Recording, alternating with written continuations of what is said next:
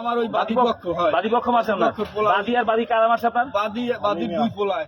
বিজ্ঞ আদালতে জামিন চাইতে এসেছিলেন যুবক, তবে সেখানেই ছুরিকাঘাতের শিকার হয়েছেন তিনি। চাঞ্চল্যকর এই ঘটনাটি ঘটেছে ঝালকাঠির চিফ জুডিশিয়াল ম্যাজিস্ট্রেট আদালতের বারান্দায়।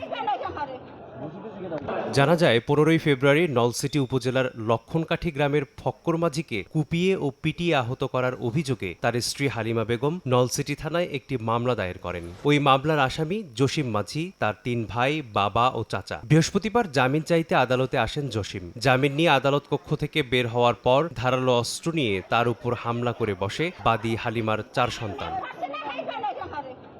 এ সময় আদালত প্রাঙ্গণে আতঙ্ক ছড়িয়ে পড়ে। দায়িত্বরত পুলিশ সদস্যরা ঘটনাস্থল থেকে হামলাকারীদের আটক করেন। নলছিটির একটা মামলার ঘটনা, সেটা হচ্ছে ওই মামলার বাদী এবং বিবাদী বিজ্ঞ আদালতে হাজিরা দিতে আসে। হাজিরা দিতে এসে ওই আদালত ভবনের মধ্যেই বারান্দায় তারা মারপিট করে এবং এক পক্ষ গুরুতর আহত হয়। পরবর্তীতে যে পক্ষ মারপিট করেছে তাদেরকে আমরা গ্রেফতার করেছি এবং এই সংক্রান্তে অপর পক্ষের অভিযোগের ভিত্তিতে একটা মামলাও নিয়েছি এবং তাদেরকে বিজ্ঞ আদালতের মাধ্যমে জেলখানায় প্রেরণ করা হয়েছে। জড়িতদের দৃষ্টান্তমূলক শাস্তির দাবি করেন আইনজীবী সমিতির সাধারণ সম্পাদক। চারতলায় বসে ওই চারতলায় বসে সিসি ক্যামেরায় সব আছে। এরপর তো ওর 4 জনের দশে ওই মাইজেটা ওই সামরাটা চাকুটা ওর বোনের দ্বারে দিয়ে দিয়েছে, ওর বোন আবার ওর মায়ের দ্বারে দিয়ে দিয়েছে। আমি দৌড়ে গেছি, ওর মাও খুব তর্কতর্কি করছে আমার সাথে। আদালতে কোনো লোকেরা নিরাপত্তা নাই।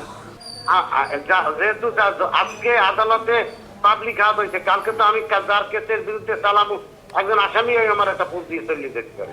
এদিকে আহত জসিমকে গুরুতর অবস্থায় উদ্ধার করে বরিশাল শেরেবাংলা মেডিকেল কলেজ হাসপাতালে ভর্তি করা হয়। সময় সংবাদ, ঝালকাঠি।